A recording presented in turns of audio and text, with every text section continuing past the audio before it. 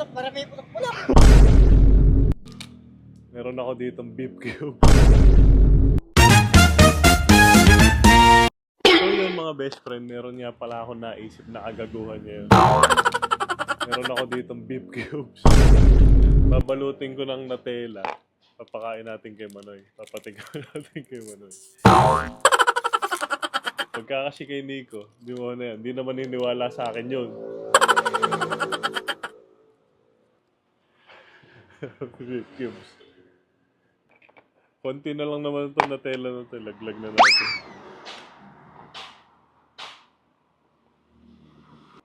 Sabihin ko galing ibang bansa, padala ako ng kapatid ko. Ang malamang nito, maubos na naman yung ano yun, hindi niya alam. Kaya, ito, lalagay ko muna dito. Tapos papalamigin ko lang. Lalagay ko lang dito sa may freezer. So yun, ready na. Tingnan natin, matigas na siguro to. Ang gagawin ko ngayon, lalagay natin dito sa plastic. Yan. Para medyo mukhang totoo naman.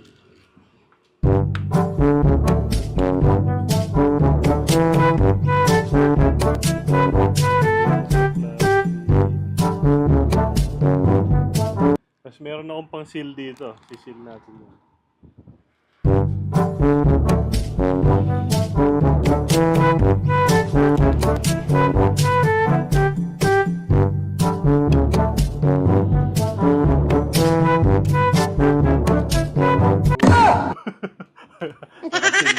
Ready na. Papatikman natin kayo. Susubukan ko lang tawagan para pumunta dito.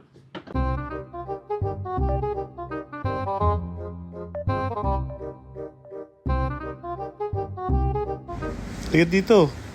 Lika. Punta dito.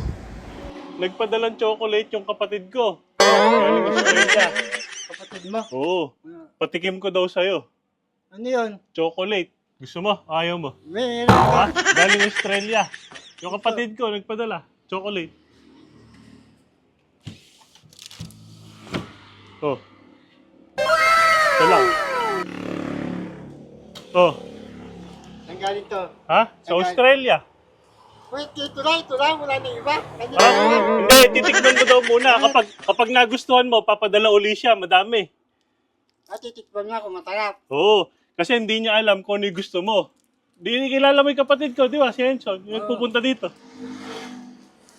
Dito. Tikman mo, kung masarap. Oh no!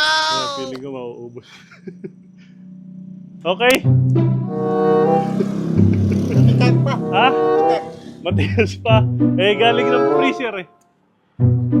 Ano, masarap?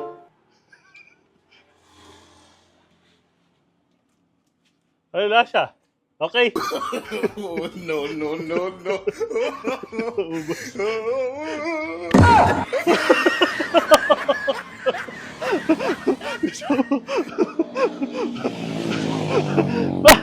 Bakit? Di ba, sarap, ganyan. Ha? Hindi masarap. Ito, marami pulak-pulak. Ha? Marami pulak-pulak na maalat. Maalat. Oo. Ha? Ayoko. Eh, hindi na tayo magpapadala. Hindi Hindi, masarap yung chocolate galing ibang bansa, ano? Ha? Ano, Bebechi? Ano, Bebechi? Oh, marami. Bakit? Hindi masarap? Ano na yung pinsan? Ano na nilagay niya? Bigla po.